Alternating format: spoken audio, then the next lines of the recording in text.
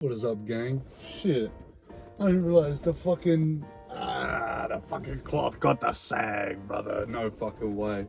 I basically just bought this car. It's a BMW 735i E24 from 1986. And I fear I've made a terrible mistake. I've made a severe and continuous lapse in my judgment in purchasing this vehicle because it's a bit of a fucking clunker. But that's okay, we'll work on it, we'll see what we can do. The biggest issue I face at the moment is the lack of actually being able to drive the car, because, ignore those guys, I don't know how many people watching this are going to be from Australia or the US or Europe or whatever, but here you have to learn how to drive. You don't get your license out of a box of Wheaties, brother.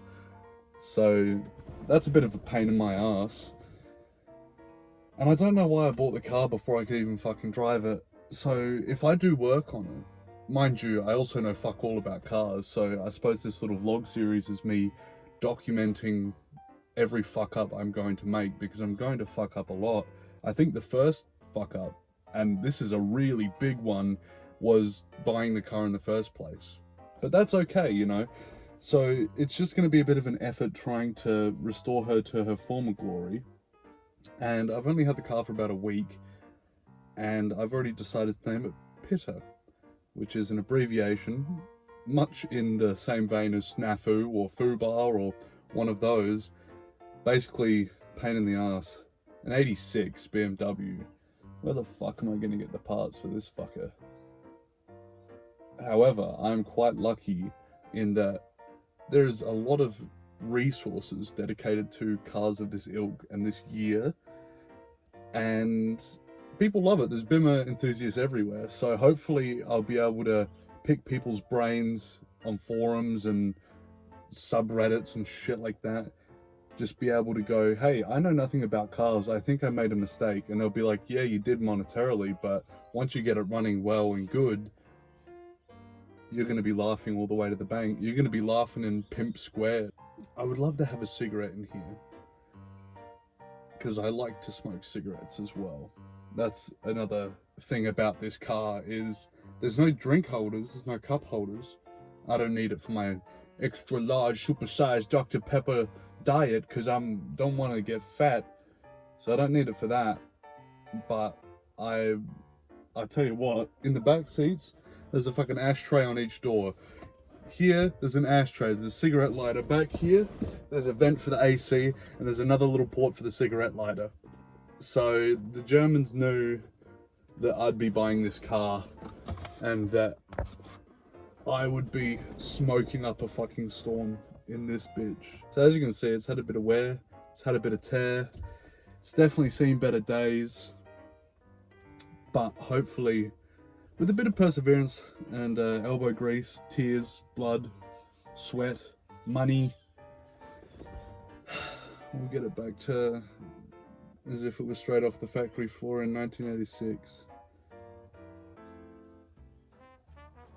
It's not looking likely. First off, I can't have a cigarette in here because the windows don't work. And it's power windows for the fucking 7 Series. I could have got a 5 Series, like 525E. 1, economical on petrol. 2, crank windows. The only thing you're ever going to have a problem with those is the gears, and then you can just change them. But here, I'm really hoping the seller was right in saying it's just a fuse that's blown for the automatic windows. Because if it is a motor problem, I'm just going to fucking die in here in summer. AC needs to be regassed. Now, this one's really, really bad. This is a really critical thing that I need to be able to drive this car effectively. I need to know how fast the vehicle's going at any given time. And there's a little tool that you can use that'll tell you how fast the car's going. And it's actually just right here behind the wheel. It's called a speedometer. Yeah, that don't work on this fucking car, man. So I'm gonna have to sort that out as well. Luckily, there's a whole lot of places around here that do the 80s E-Series dashes. So I'll be able to source parts for that if I need to. Fuel gauge works, tachometer works, engine temp works. Most of the lights on here work. It tells you when you're indicating left, when you're indicating right. Now, one of my biggest concerns as well, which means that there's been some funky little things going on inside of the dash, is that the thing that says what gear you're in, you know how it lights up and it says, oh, you're in park, you're in reverse, you're in neutral, you're in drive. One, it doesn't light up. And two, it's backwards. So that's awesome. Somebody's been fucking around in the dash. I could sit here and I could cry about it, but at the end of the day, I spent money on this little clunker, and this little clunker is mine. I'm not going to cry about it. I probably will when I've already dumped tens of thousands of dollars into it and it's still not beautiful yet. I just wanted to lay the groundwork for what will later become of whatever the fuck I'm doing here. I don't actually know, and I don't know anything about cars at all whatsoever, so I don't think there could have been anyone worse to buy this car than me. But it's a learning experience, and I wanted to learn about cars for a long time, but I just never had the drive to do it, and now I have literally the drive to do it. I have a car that needs work, and I have to work on it, otherwise it won't run. So learn the hard way, dude. Throw yourself in the deep end, inauguration by fire and all that stuff. I think it's the best way to do it, to be honest. Because how else are you going to learn if you don't throw yourself in the deep end? If you don't go full force into something and just figure out the hard way what you're going to do. I think that's what everybody has to do. If you have a passion or a dream or a desire or a hope, but you're sitting there landlocked, you don't know what you're going to do. You feel a bit, not landlocked, stun-locked. You feel stun-locked, overwhelmed with decisions. The best thing to do is to just take action. Do something drastic. Put yourself out of your comfort zone. Like, I didn't know how the fuck to register a car in Australia. I figured it out. I didn't know what was wrong with the windows, but I'll figure that out. I don't know what's wrong with the speedometer, and it could be something really bad, but I'll figure it out. You have to go full force. I was talking to a friend of mine, and he was saying how he wants to do stuff, but he feels like he can't. And I asked him why, and he said, well, I'm just too scared about the possibilities. But the biggest fear I think we should have is the possibility of not doing it, not succeeding. There's three terrible things in life.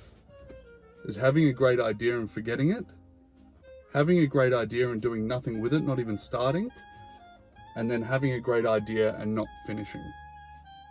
The first two are the worst. The third one's not so bad because at least you know you gave it a shot. The first two, though, not to quote David Lynch, rest in peace my brother, but when you lose a good idea, you really just want to get a 9mm implant in the middle of your fucking amygdala, dude. We call that the old gunpowder lobotomy. But if you don't start on the idea, sure, you can write it down in your notes app, sure, you can write it down on a little piece of paper and put it in your pocket, and then look at it in 20 years time and go, oh, that was $1 million idea and I never did anything with it. That's the biggest problem. That's the thing that'll fuck you up the most. The second worst thing, not starting. Because then you're going to kick yourself. You know you've had that really good idea and you didn't even try. There's an anecdote that I'd like to share with you about Michael Jackson. Now, say what you will about Michael Jackson, whatever, but he would have an idea for a song, and obviously he's quite musically gifted, and he would have this idea for a song and he'd wake up in the middle of the night, 2 a.m, 3 a.m, and start writing it down and call his producer and say, look, I need to do this song right now. And the producer goes, it's 3 a.m, can't you wait till the morning? And Michael Jackson goes, well, I can't, because if I wait till the morning, I'm going to forget it. And then Prince is going to release the same song. And that's how it goes. The universe is the greatest recycler, and it also recycles ideas. So if you don't act on it, if you let the second part of this story flub up, if you don't act on your ideas, they're going to go to someone else. And it's going to be someone else's $1 million idea. And you'll see it one day. And you'll get real butthurt about it. And I say that from experience because I was doing commentary videos for a while. And I had this whole script. It was massive. I did a whole bunch of research into psychology about TikTok. And I was really impressed with myself with the script. I was about to start filming it. And then I waited a week to film it because I had shit going on in my life. You know, SIP happens, man. You can't really control every facet of your life. But I jumped on YouTube, and what was on my For You page? A video about TikTok that covered the exact points. I shit you not, verbatim. I thought at first this guy had gone into my Google Docs and stolen every point and rewritten it in his own words. And that was crushing. That was crushing. I got so pissed off with myself that I had that really good idea. And this video had like 500,000 views. It crushed me, man. Because I knew that, not to say that my video would have been better, but I would have done it in my way. And it might not have necessarily gotten all those views, but that doesn't matter. That's not what it's for. At least I would have tried and finished the idea. And then there's the third step, finishing it. You start something, you gotta finish it, or at least try as hard as you can to finish it. Like I said, stuff happens in your life. You have no control over everything. And if you try and have control over everything, you're just gonna drive yourself fucking bonkers. So just try and finish what you start. That is one of the most fulfilling things in life. If you start a project, like I've started this one, I'm sitting in the project right now. If you start a project and you let it sit and you let it sit and you let it sit, it's in the back of your mind. It's in the pit of your soul. You feel it in one of the quarter chambers of your heart. It's just biting away at your subconscious going, I know I'm there. You know that project's there and it's sitting there and you want to do something about it, but you get stun locked because you might have different projects going on. You might have stuff going on at work. You might have personal stuff going on. And it's really easy to get that stun lock. But the best way to get rid of the stun lock is to just sort of start doing stuff. That's what I've found. And mind you, I don't mean to preach so hard about these things because I don't take all of this advice myself. And that's why I'm here sitting in a fucked up 86735i that I'm gonna have to fix up now.